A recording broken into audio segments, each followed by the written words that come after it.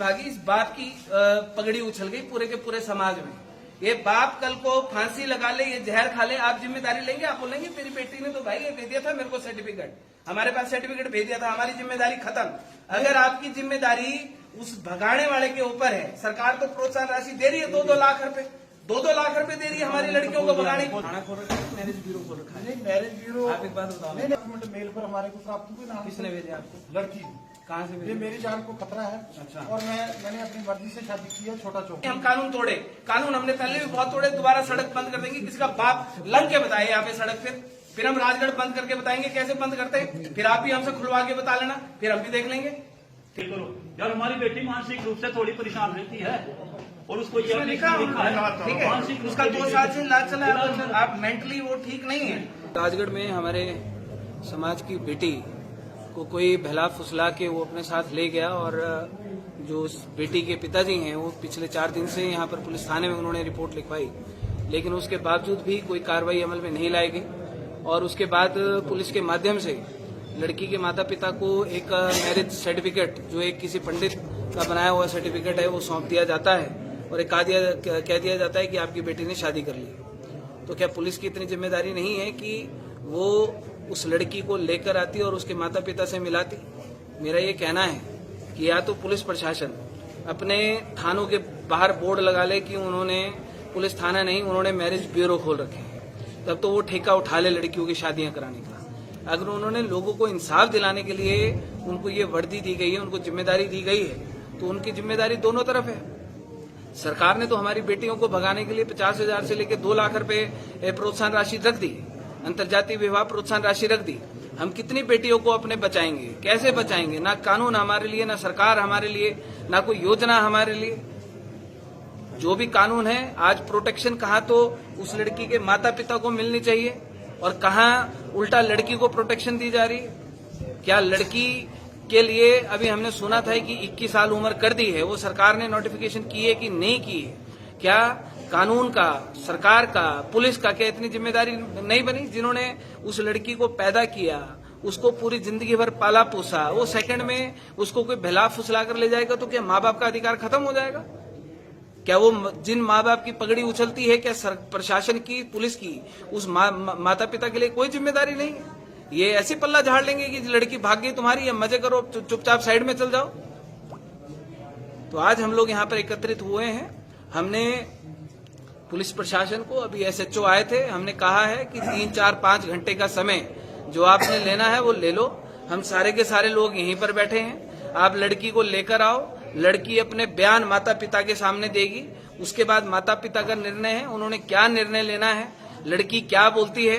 जो लड़की है वो मानसिक रूप से ठीक नहीं है, उसका इलाज चला है पिछले लगभग 2 वर्षों से, और जब उसका इलाज चला है, जब उसको मानसिक रूप से वो ठीक नहीं है, तो ये कैसे जिम्मेदारी ले लेंगे कि उसने बिल्कुल अपने होशोवास में शादी की? क्या पता उसके ऊपर किस प्रकार का कोई इन्होंने क्या कुछ घुमाया और उसको बेला फुसला कर ले गए। तो पुलिस प्रशासन से हमारा ये निवेदन है कि उस लड़की को लेकर आए, उस लड़की के बयान इन माता पिता के सामने, लोगों के सामने लेकर करवाए, क्योंकि जिस माँ बाप की लड़की भागी है, जिसकी इज्जत उछली है, इज्जत इन लोगों के, अधिकार इन लोगों का भी है। लड़कियां भाग जाती हैं तो ऐसे नहीं कि माँ बाप का अधिकार खत्म हो जाता है। पुलिस वालों की भी लड़कियां हैं, हमारी भी लड़कियां हैं, सबकी लड़कियां हैं। लड़कियां सबकी एक बराबर होती है। कोई नहीं चाहता किसी की लड़की भाग जाए और सड़क में भाग के और बाद में 2 रुपए का सर्टिफिकेट कागज बनाकर भेज दे कि हाँ जी मैंने शादी कर ली। तो मेरा मीडिया के माध्यम से भी ये सरकार को भी मैं कहना चाहता हूं कि महाराज बख्श दो हमारे लोगों को, हमारे समाज को, हमारी बेटियों के ऊपर प्रोत्साहन राशि ना रखो। हमारे माँ बाप की, हमारे इन लोगों की इज्जत उछलती है जब उनकी बेटियां भागती हैं। आपने कोई कानून, कोई पुलिस का, प्रशासन की कोई कार्रवाई हमारे पक्ष में नहीं बनाई। हमारे लोगों को बख्श दो, हमारी बेटियों के ऊपर ये इनाम राशि ना रखो कल को, वरना ये माँ बाप ये घरों में तो कहाँ मिलेगा, कोई पंखे पे मिलेगा, कोई पेड़ पे मिलेगा, और उसकी जिम्मेदारी वो सारी की सारी तुम लोगों की होगी, पुलिस की होगी और सरकार की होगी। तो इसलिए मेरा पुलिस से निवेदन है कि 2, 4, 5 घंटे का जो समय ले रहे हैं, बेटी को लेकर आए, बेटी के बयान कराएं, सीधी बात है, ठीक है। तो अब आपने क्या मांगे रखी अपनी पुलिस के सामने? हमारी एक ही मांग है कि बेटी को लेकर आए।